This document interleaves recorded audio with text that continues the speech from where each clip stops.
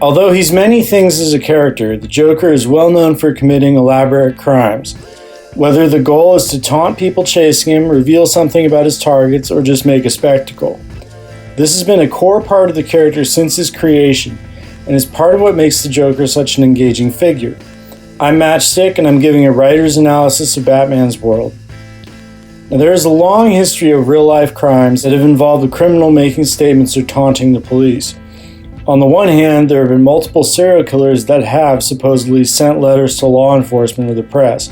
These include infamous criminals like Jack the Ripper and the Zodiac Killer. Although it's hard to say if all correspondence involved in such cases is truly from the murderer in question.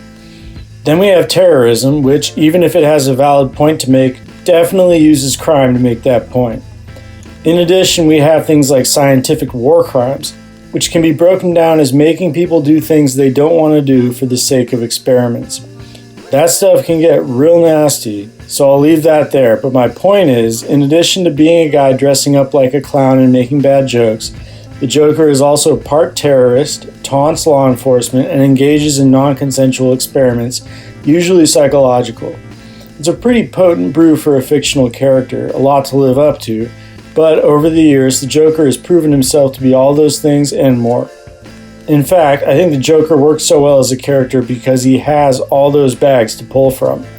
Leaving a smiling corpse to taunt Batman? Done.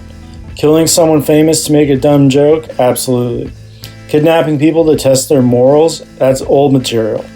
However, the Joker's inspiration in planning and executing his crimes is far from normal. War scientists, as warped as you'd have to be to do that shit, are doing it for experiments, many of which have helped mankind in a sad way. We got a lot of medical knowledge during World War II, for example.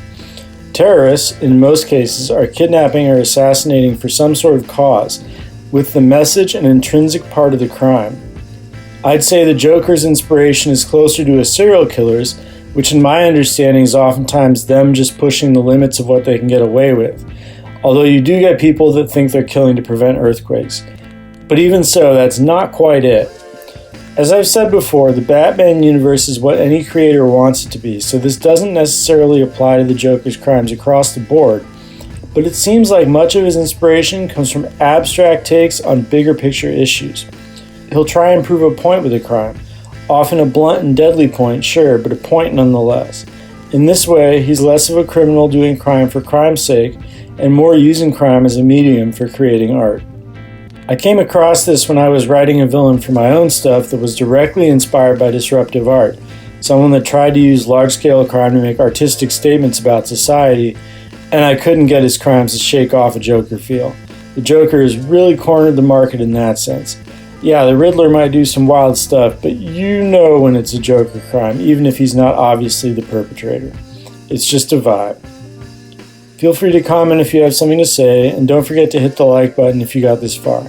I have a book that just came out in the Kindle store also, and the link for that is in the description. Peace out.